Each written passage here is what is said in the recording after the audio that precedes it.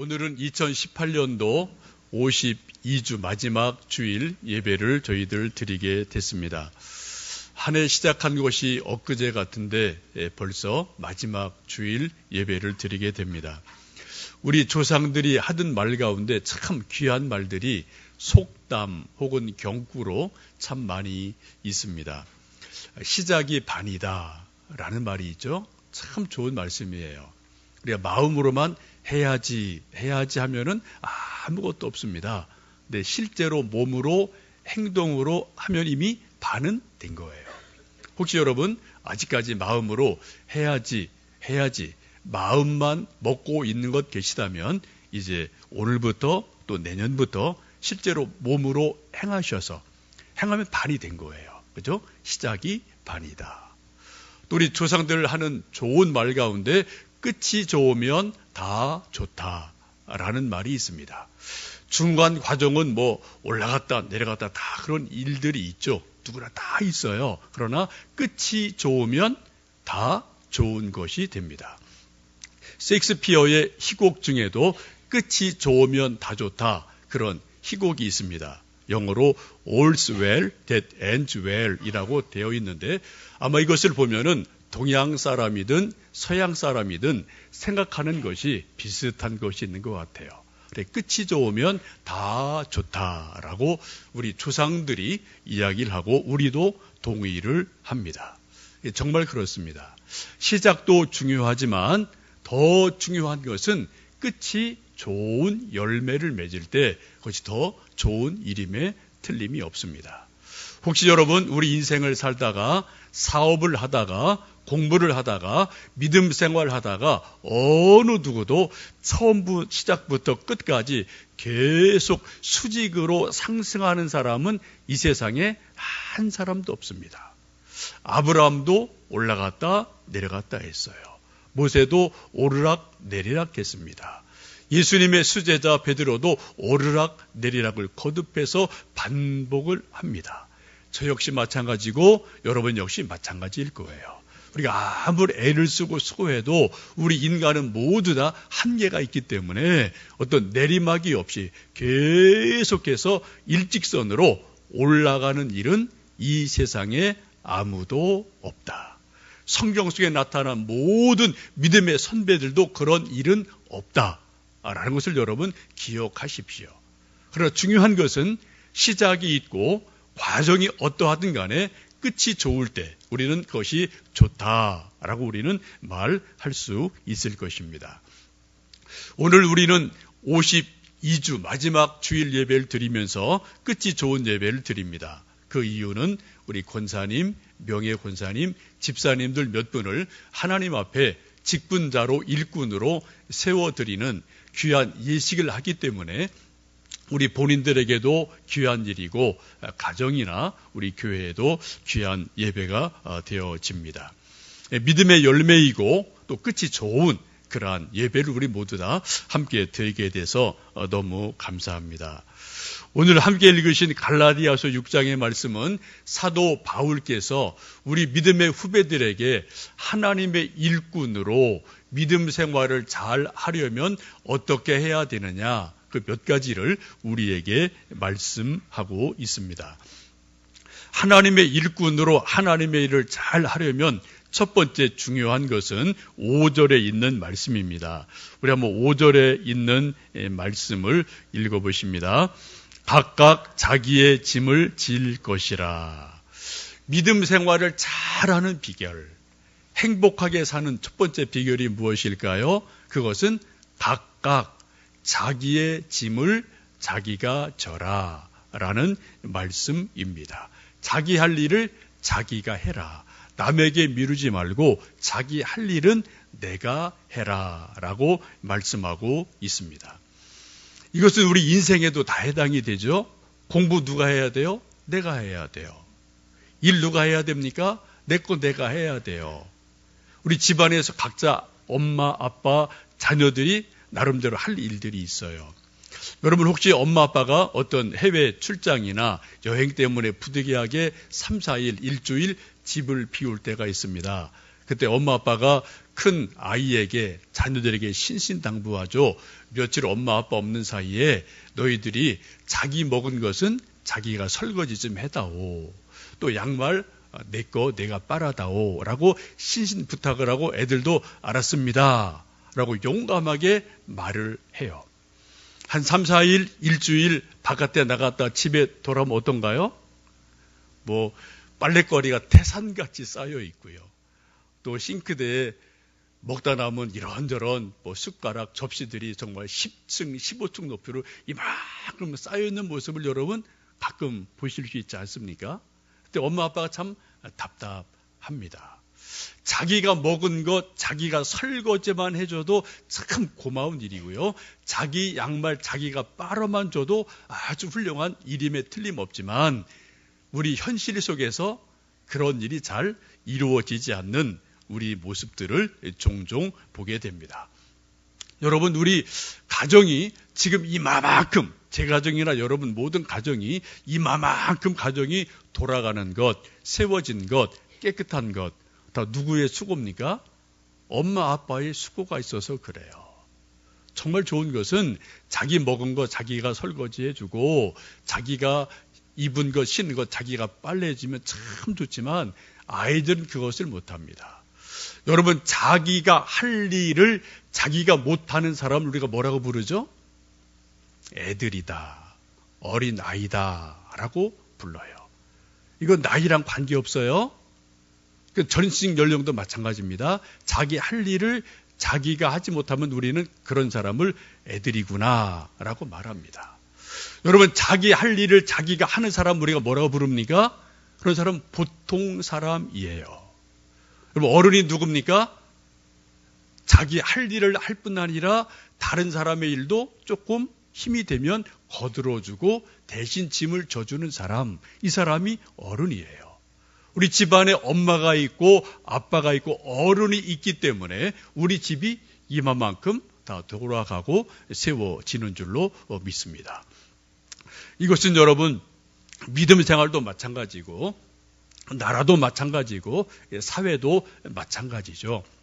우리 사회를 보면 우리가 자기 일을 다 잘하면 얼마나 좋겠어요. 근데 그런 사람이 그렇게 많지 않아요, 사실은.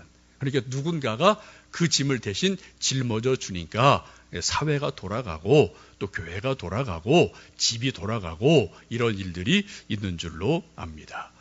하나님의 일을 할 때 가장 중요한 첫 번째 원리, 자기의 짐을 각각 자기가 져라 라고 성경은 말씀을 하고 있습니다. 두 번째는 이제 1절, 2절 보시면 한 걸음 더 나가서 다른 사람의 일을 져주라 라고 말씀합니다. 우리 1절, 2절 말씀 다시 읽어보실까요? 형제들아, 사람이 무슨 범죄한 일이 드러나거든 신령한 너희는 온유한 심령으로 그러한 자를 바로 잡고 너 자신을 살펴보아 너도 시험을 받을까 두려워하라. 너희가 짐을 서로 지라 그리하여 그리스도의 법을 성취하라 라고 말씀합니다. 오늘 사도 바울이 말씀하기를 누군가 믿음이 적은 사람이 믿음의 실수를 하고 부족한 점이 있을 때 어떻게 하라고요? 그런 것을 혹시 보게 되면은 온유한 마음으로 잘 살펴봐라. 비난하지 말아라. 비판하지 말아라. 그렇게 하지 말고 어떻게 해요? 온유한 마음으로 그것을 살펴보고 내가 할 수 있는 만큼 그 사람의 짐을 내가 대신 져 주어라 라고 말씀을 하고 있습니다. 이러할 때 어떤 일이 일어나나요? 그리스도의 법을 성취한다라고 말씀하고 있습니다. 여러분, 이 말씀은 엄청 무거운 말씀입니다. 엄청 깊은 말씀이에요. 저도 여러분 우리 모두 다 예수 믿으면서 하고 싶은 우리 신앙의 가장 높은 골이 무엇입니까? 목표가 무엇인가요? 그리스도의 법을 성취하는 것이 저의 인생의 목표입니다. 여러분도 역시 마찬가지예요. 우리 모두는 목사든 장로든 어린아이든 누구든 간에 그리스도의 법을 성취했다. 그 사람은 가장 높은 믿음의 사람임에 틀림이 없어요. 오늘 사도 바울이 말하기를 어떤 사람이요? 서로의 짐을 져주는 사람, 남의 짐을 내가 할 수 있는 만큼 대신 져주는 사람, 그 사람이 바로 그리스도의 법을 성취하는 사람이다 라고 사도 바울은 말씀하고 있습니다. 여러분, 우리 먼저 믿은 사람들이, 오래 믿은 사람들이, 조금 늦게 믿은 사람, 믿음이 적은 사람, 뭔가 부족함 있는 사람들 볼 때 어떻게 해요? 그 부족함을 바라보고 비난이나 비판이 아니라 온유한 마음으로 그들을 격려해주고 내가 할 수 있는 만큼 그들의 짐을 내가 대신 져줄 때, 대신 담당해 줄 때, 그때 그리스도의 법을 성취하게 된다라고 사도 바울께서는 말씀하고 있습니다. 이것을 우리 교회에 적용한다면 이런 거예요. 우리 여자 성도님들께서 주방에서 음식을 만들고 설거지하고 가끔 또 보면은 무거운 것을 낑낑거리고 들으실 때 있어요. 그때 어떻게 해요? 남자분들이, 조금 더 힘센 분들이 그거 보고 못 본 채 하시면 그냥 지나가는 거예요. 근데 그럴 때 어떻게 해요? 힘이 조금 더 있는 분이 가서 같이 들어주면서 격려해주고 조금 힘을 보태주는 것. 또 믿음 적은 사람이 뭔가 힘들어서 넘어지려고 흔들흔들 거릴 때, 그때 믿음이 조금 더 있는 분들이 말로, 중보기도로, 사랑으로 그들을 격려해주고 그들을 세워줄 때, 그럴 때 바로 그리스도의 법이 성취된다라는 말씀 여러분 꼭 기억하시기를 바랍니다. 많은 사람들은 어떤 신학적인 깊은 지식이 있어야지 그리스도의 법을 성취한다고 생각하는 분들이 있어요. 어떤 분들은 멀리 아프리카 가서 해외 선교를 해야지 그리스도의 법을 성취한다고 생각하는 분도 계십니다. 어떤 분은 물심양면으로 교회를 많이 섬겨야지 그리스도의 법을 성취한다고 생각하는 분들이 계셔요. 맞습니다. 틀린 거 아닙니다. 그렇게 해야 됩니다. 그러나 오늘 사도 바울은 말씀하기를 그러한 것보다 더 근본적인 것은 서로가 짐을 져줄 때, 먼저 믿은 사람이, 믿음이 조금 더 있는 사람이, 힘이 조금 더 있는 사람이 좀 약한 사람을 온유한 마음으로 돌봐주고 그들의 짐을 같이 져줄 때, 그때 비로소 그리스도의 법이 성취되어진다라고 사도 바울께서는 말씀하고 있습니다. 여러분, 이 말씀 너무 중요한 말씀입니다. 우리는 생각하기에 내가 어떻게 하면은 그리스도의 법을 성취할 수 있을까? 우리 너무 높은 거로 생각할 때 있어요. 되게 추상적으로 생각할 때가 있어요. 오늘 사도 바울은 아주 심플한데 분명하게 말씀합니다. 너희가 짐을 서로 지라. 그리하여 그리스도의 법을 성취하라라고 우리에게 말씀하고 있습니다. 오늘 곧 이어서 우리 이제 권사님들, 명예 권사님 또 집사님 임직을 받으실 터인데, 우리 먼저 받으신 우리 귀한 믿음의 선배 되시는 분들이 이게 조금 늦게 임직 받는 분을 보시면은 좀 교회 생활이 좀 부족한 것도 있으시고 좀 잘 모르시는 부분들이 혹 있을지 모르겠어요. 그때 어떻게 해요?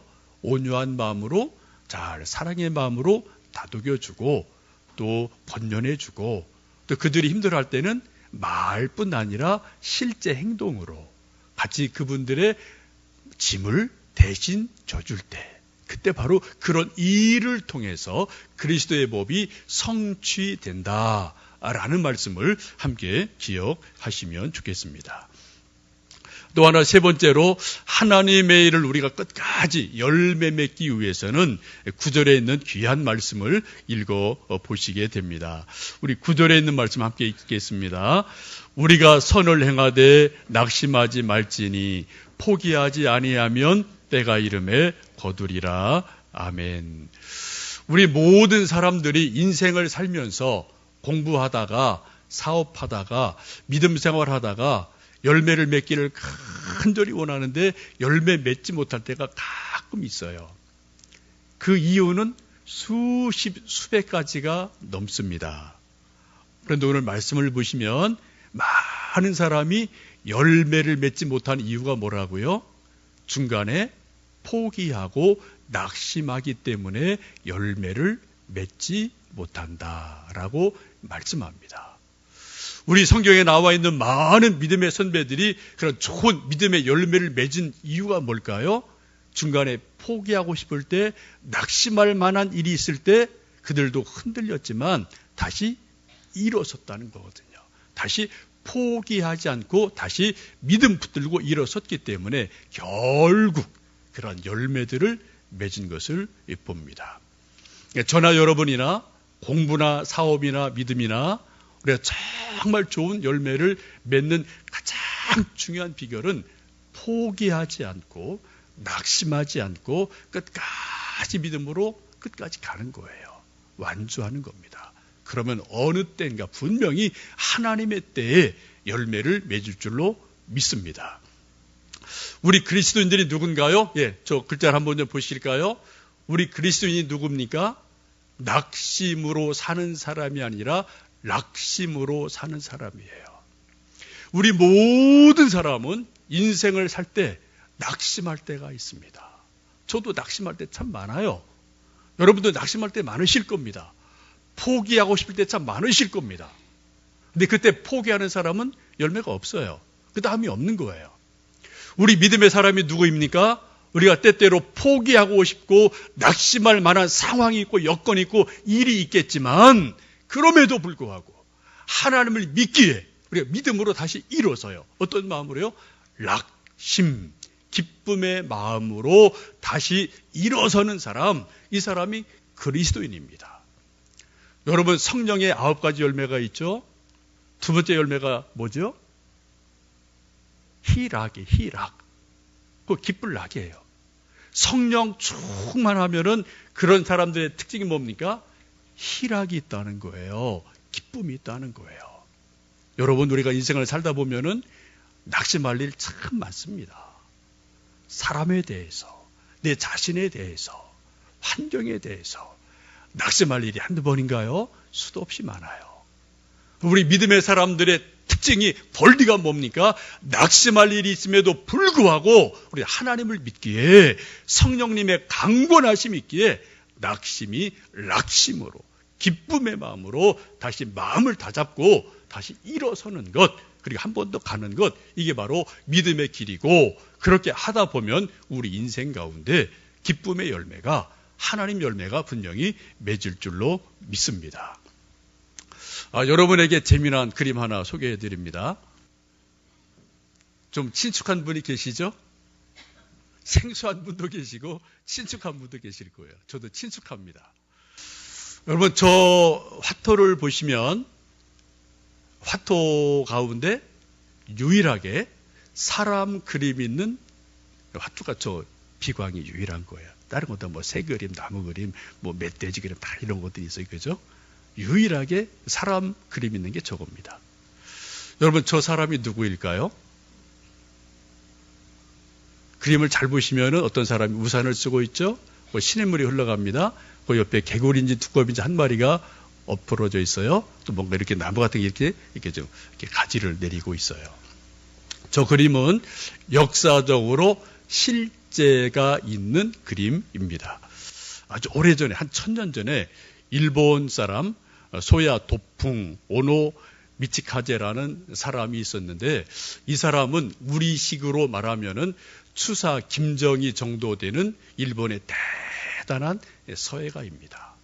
젊었을 때 나름대로 글 잘 쓴다고 이름을 날렸어요.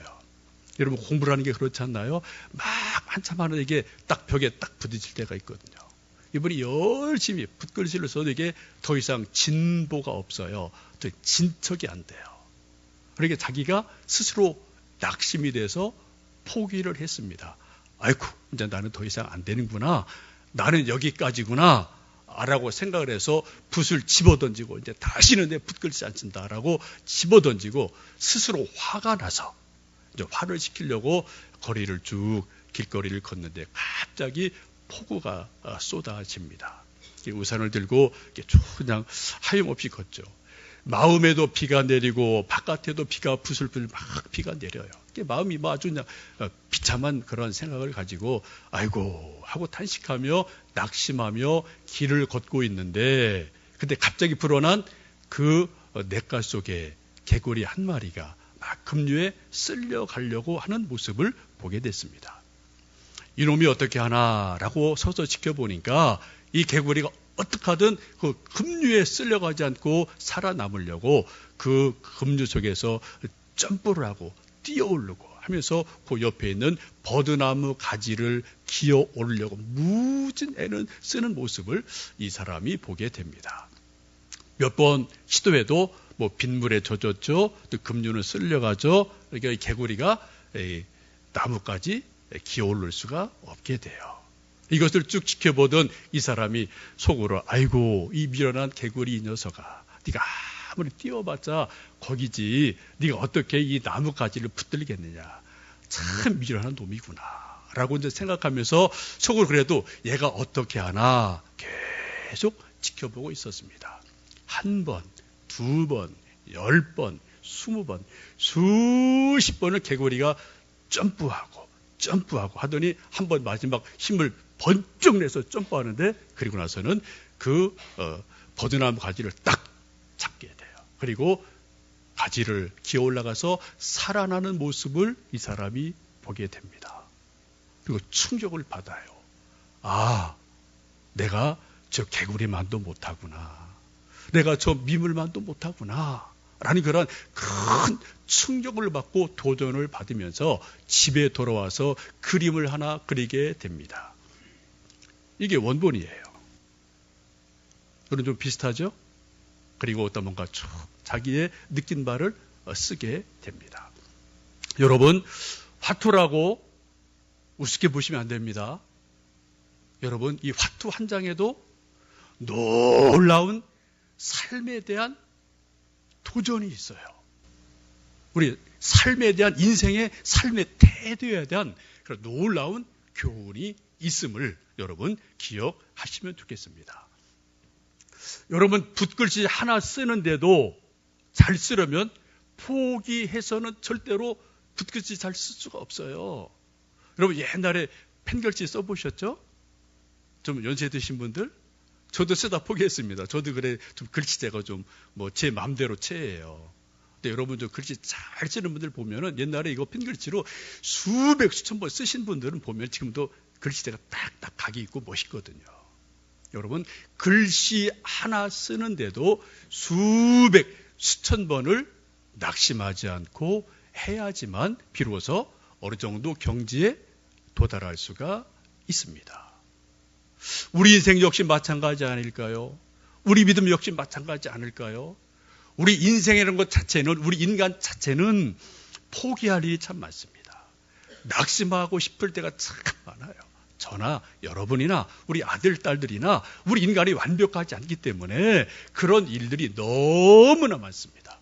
그러나 오늘 사도 바울은 우리에게 말씀하시기를 선을 행하다가 낙심하지 말지니, 포기하지 아니하고 낙심하지 아니하면 하나님의 때에 반드시 열매를 맺으리라 라고 우리에게 말씀하고 있습니다.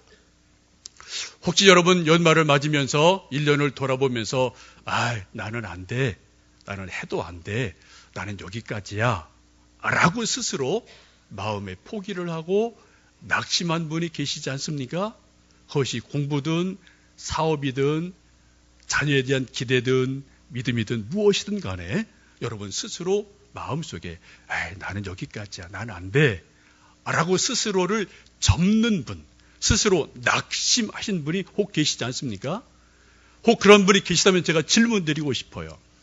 정말 여러분이 할 수 있는 최선의 것 100% 여러분 해보셨습니까? 여러분, 내가 100% 했다 라고 말할 수 있겠어요? 스스로에게?